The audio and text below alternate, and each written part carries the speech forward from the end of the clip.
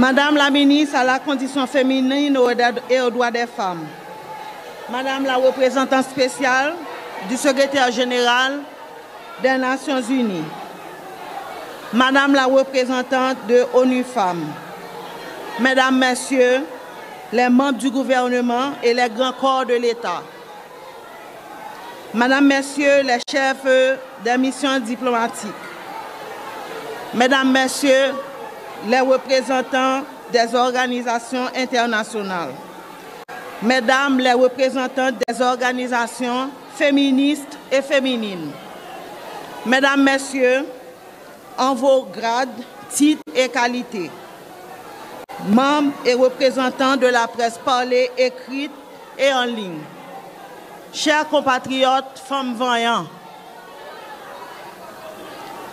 tout d'abord, je tiens à remercier Madame la ministre à la condition féminine et aux droits des femmes, Madame Pédika Saint-Jean, pour son accueil chaleureux en cette journée internationale des droits des femmes.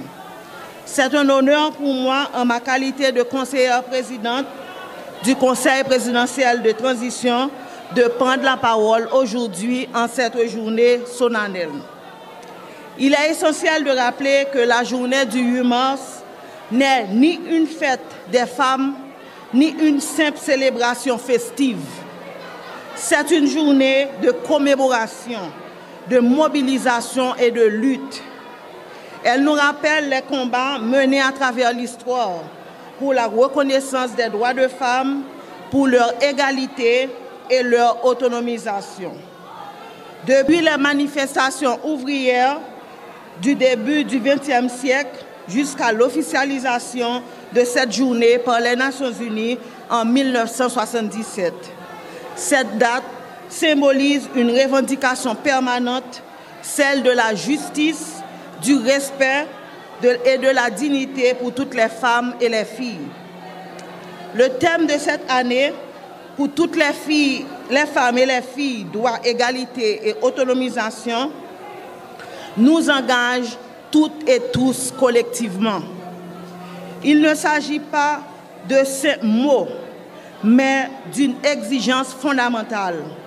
Il nous appelle à agir, à garantir à toutes et à tous les mêmes droits, le même pouvoir et les mêmes opportunités. Car une société démocratique ne peut tolérer qu'une partie de sa population soit laissée pour compte. Les droits des femmes ne sont pas négociables et ce n'est pas un cadeau. Ils sont inhérents à toute société juste et moderne. L'autonomisation des femmes et des filles est un levier essentiel pour atteindre cette égalité.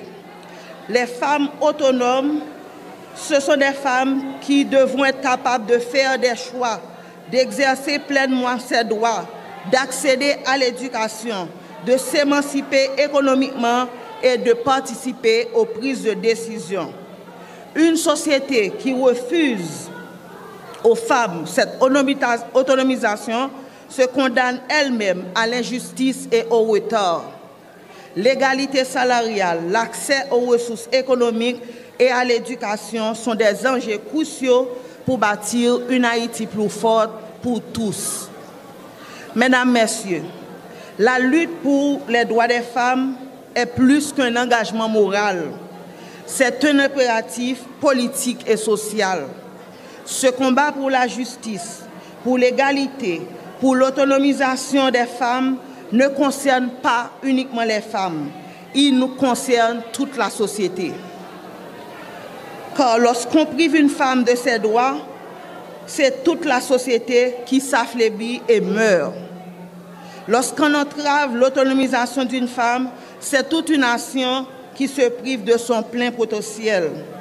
Aujourd'hui, nous réaffirmons notre détermination à construire une Haïti où chaque fille et chaque femme a pleinement accès aux mêmes droits, aux mêmes libertés, aux mêmes opportunités que les hommes. Une Haïti où le partage du pouvoir et des responsabilités est une réalité et non un simple idéal. Le Conseil présidentiel de transition s'engage à soutenir le ministère à la condition féminine et aux droits des femmes, de la réponse à apporter aux survivants de violences basées sur le genre.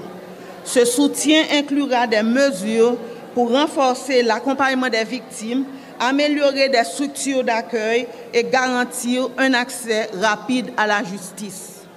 Le Conseil présidentiel de transition continuera également à jouer son rôle transversal et normatif conformément aux vœux du décret organisant l'institution. Mesdames, Messieurs, plus gros justice nous rendre, mesdames, c'est reconnaître contribution dans la dynamique positive société nous. Si société nous toujours campé de jambes c'est parce que les femmes qui jouent rôle tout bon vrai malgré toute tête chargée y a vivre. Femmes haïtiennes constituent une force moteur famille et communauté. Nous n'avons plus passé la moitié dans foyer, famille prend pour compte tout type de responsabilité envers famille, envers timoun pour éduquer, pour conduire malgré une extrême pauvreté avec une situation d'insécurité sans précédent. Si nous toujours gagnons production agricole aujourd'hui, si nous toujours gagnons un Haïti qui a fonctionné, c'est parce que femmes qui auraient les Madame Sarah voyager à travers tout le pays pour récolter produits directement dans mes paysans et permettre que nous-mêmes, avec famille, nous puissions manger sous table et nous devons saluer courage, détermination avec appui dans la société. Moi, je veux dire que, quelle que soit la femme, qu'on soit femme qui lit, qu'on soit femme qui pas lit, qu'on soit femme intellectuelle, qu'on soit femme qui vit Port-au-Prince, qu'on vit dans ville province, ou vit dans milieu rural, qu'on soit une femme qui est violée, voir compter. Pas parce qu'on subit violence, ça veut dire que ou pas toujours les mêmes droits, ou toujours les mêmes droits, et leur attend pour nous dénoncer toute qualité d'actes malhonnêtes qu'a fait sous femme. Et il faut nous tous lever voix nous ensemble, il faut nous tous unis pour nous capables de gagner la bataille.